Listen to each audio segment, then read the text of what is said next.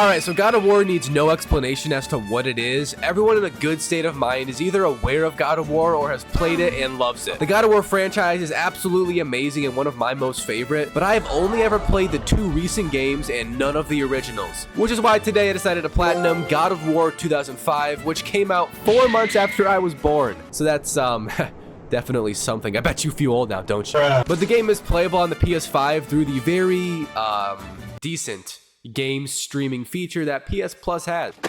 There's a grand total of 36 trophies inside God of War and taking at least 2 playthroughs to complete. Also, it's rated at a solid 5 out of 10 in difficulty, which is nearly all due to this one trophy called I'll Take the Physical Challenge. Also, it cost me a controller that no longer works, so follow me on Instagram to see whenever I smash a controller. This is also a part of my challenge to platinum pretty much every single notable single player game that I haven't already before I hit 100,000 subscribers, because I have no life, so make sure to drop a like and subscribe. Anyways, let's begin with stage 1 of the platinum being to just complete the game whilst getting all of the collectibles. And if you're smart, trying to do all of the missable trophies on the way. I didn't realize there was those until halfway through the game though, so that's my own fault. God of War first opens up with a cutscene having Kratos falling off of a cliff. Also, this is a pretty well-known meme nowadays. But he did this because even after all of his accomplishments and grand feats he has done, he still can't forget about what happened to him in the past, and he basically gave up. But that was also the future, and we then got sent back 3 weeks prior to see what ultimately led up to this. And now the game really begins. We are in the Aegean Sea on a ship chasing down some evil people as usual, and also fighting a giant sea monster, which is always neat. But this mostly served as a tutorial to the game's combat in the very beginning. And I also got my first trophy of the day here from opening a health chest while at max health, so here that is. I then got another trophy a few minutes after when I unlocked my first magic power from Poseidon, which was this lightning burst thing, but for now it's just a trophy. So the boss battle against the sea monster actually went hard and wasn't that hard to really do. You had to pretty much just weaken the 2 heads in the bottom of the ship until they got paralyzed or stunned, I guess, then slam this sharp pole into the brain and deem them out of commission. However, the main head fight was a bit more difficult because you don't win it by making his health go to 0. Instead, you have to do these quick time events correctly and have his head smash the ship's giant wooden beam, because eventually it breaks, making it sharp enough to go in for the final kill, which we did right here. No trophies were gotten from the killing of the sea monster though, but when I crawled down inside of its jaw, there was a man screaming for help who had the item we were after. And once I took it, I both got a trophy and also that man is no longer with us. And that was pretty much it for that area of the game, because then Kratos just sailed back to Athens for us to begin the real goal of this game. That being to get Pandora's box and use it against Ares, the god of war. Ares is also the god who gave Kratos all of his powers and ruined his life pretty much, but Kratos low-key asked for it, so bro really has no place to speak. But on the boat ride back, Kratos was just banging a bunch of chicks, and I love this man. He is already a god in my heart. So once we made it into the city, the main goal was to just get through it because there was a giant war happening and lots of fights going on everywhere. There was also just minotaurs here that were trying to stop our adventure early, and I didn't let them, so upon their death, I got a trophy for killing my first minotaurs in the game. The next trophy I got was then from another magic power combat move being unlocked, that being from Medusa, I think. I'm honestly not sure her name, but the power was freezing people, and that's what she does, so it must be her. Anyways, here's that trophy. A while later, I ended up in a courtyard with a bunch of giant-ass enemies inside that were quite strong, and I was struggling, I'm not gonna lie. So I decided to submit and become a lesser man by letting them kill me over and over so I could get a trophy from the game asking me if I want to lower the difficulty. It's so embarrassing, but I let them win, so it's different. I was then doing a sort of puzzle to try and open a door I needed to, and a ton of enemies just got born right next to me, and I honestly got scared. So I just spammed attack over and over and reached a hit combo of over 100, which was a trophy called Hitman.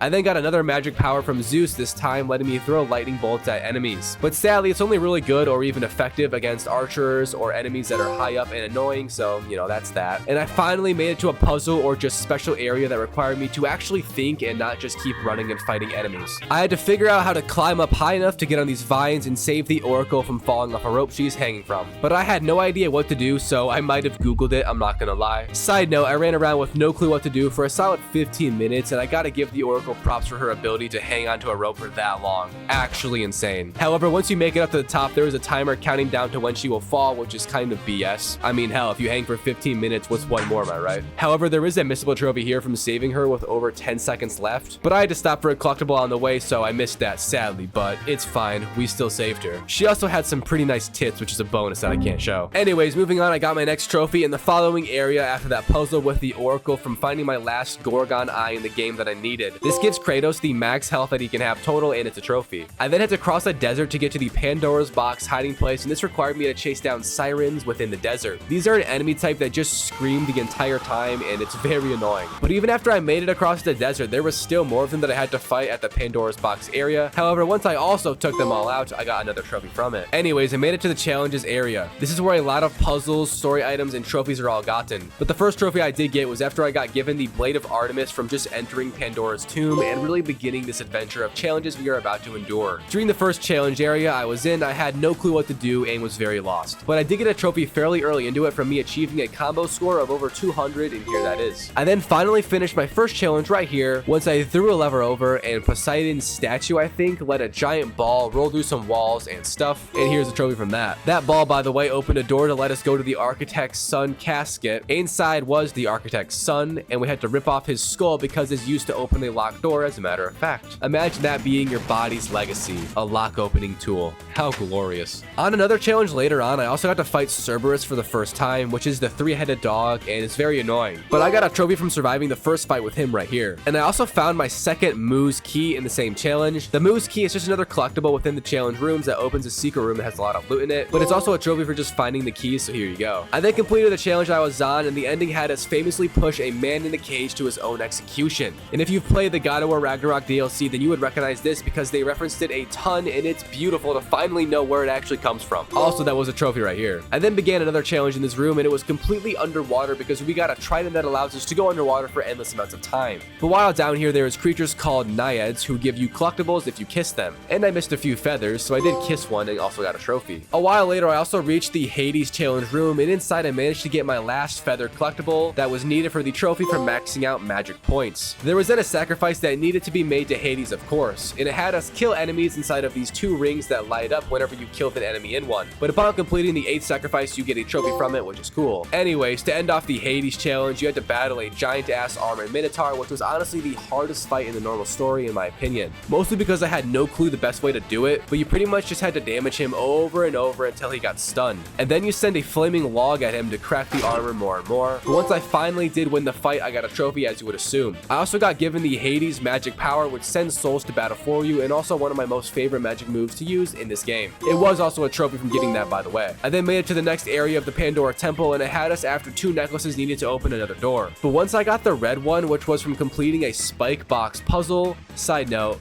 very annoying to do, I got a trophy, which is expected because that puzzle sucks ass. I then managed to reach an even more annoying one after that was in this giant room, and it was just horrible. You had to like set up 3 different buttons being pressed at once to open this gate across the room, and then after that also do parkour over spinning saw blades. And this is when I started to kind of despise this game just because of all the parkour in it. I don't know if back in the early 2000s parkour was just a popular gaming thing, but damn, if you told me this game was Crash Bandicoot with blood, I would almost believe you. That's what I'm saying. However, once I finally made it through that, I got another trophy. I then had one more combat section before the Pandora's box room, and it kind of sucked, but it could have been so much worse. So here's that trophy from finishing it and making it to Pandora's box. However, even though we got Pandora's box and more power, the job is not finished since Ares needed to die now. But Ares isn't stupid, so he showed up immediately after we exited with the box, and then he sort of just traumatized us with PTSD from Kratos killing his family a while ago, and he also sends us into hell to die for good. But Kratos ain't no baby bitch, so he grabbed onto a man, and we then got to climb out of hell. Not many words need to be said for this section of the game. It's hard and it sucks. Ask your mom about those 2 combinations.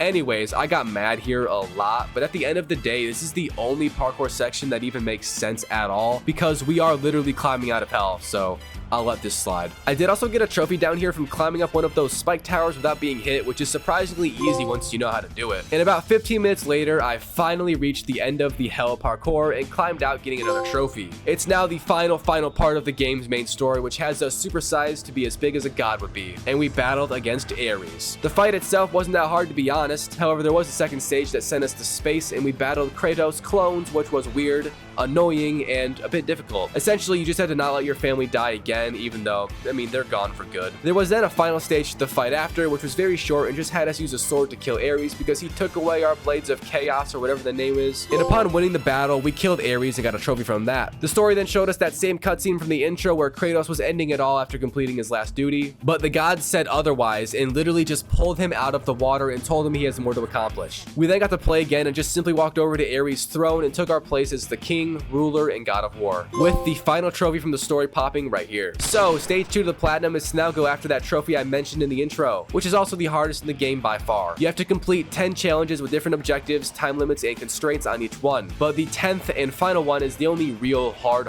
challenge, to be honest. You have to battle these two enemy types at the same time, trying to raise this platform up to the top, and it only raises upon the death of an enemy. It's hard to really say just how hard this actually was, but it was awful. You could be doing amazing 1 second, but then literally half a second later just get rocketed off the edge and die. The only strategy I ever found that worked was spamming the hell out of the block button and then trying to get that swipe attack right after. But even doing that, I occasionally failed, and I spent around 2 hours here, which made me absolutely lose my mind, and I threw my controller at my wall, which popped off the R1 button, and the L1 button now no longer works, so that sucks. But I did complete all of this after with my second controller, and I got the trophy from that. Thank God. So stage 3 is to now speedrun the game in less than 5 hours, which is easily done if you don't mess up and remember how the puzzles work. Before beginning the run though, I just did an extra trophy from watching a short video in the extras of the game settings. So I began the speedrun playthrough while also using the cow outfit because it gives you infinite magic, and that is so OP I can't even. I did also get a trophy right away from doing the sex minigame, which I missed on my first playthrough, but it's right away in the first area of the story, and as you could assume, it's literally a minigame where you press buttons to increase thrust. Yeah,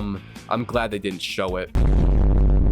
I then got another missable trophy from me saving the Oracle with over 10 seconds to spare right here, which was very easy. And the speedrun playthrough was actually super simple, but I did have to get one more trophy in the game aside from it, which was from unlocking every weapon and magic upgrade. I didn't see this in my first playthrough sadly, but in the final boss fight against Ares, you can farm power-up points by just failing the quick time events, and I did that until fully upgrading everything and getting the trophy from it. I then just finished off the game within under 5 hours. I think I had about an hour and a half to spare, and here is that final speedrun trophy with the platinum trophy pop right after. That was the God of War Platinum Trophy experience. Overall, I gotta say this game is amazing, especially considering it came out almost 20 years ago now, which is just absurd. And it still plays pretty decent compared to nowadays standards. Although the amount of parkour was a bit too much for me, I'm not gonna hate that hard on it. I'm gonna give God of War a solid 8.5 out of 10, and that's basically it. Thank you guys for watching, and I'll see you all in the next one, unless I fall off a cliff and die or something like that. Also, sorry if I sound weird, I'm kind of sick right now.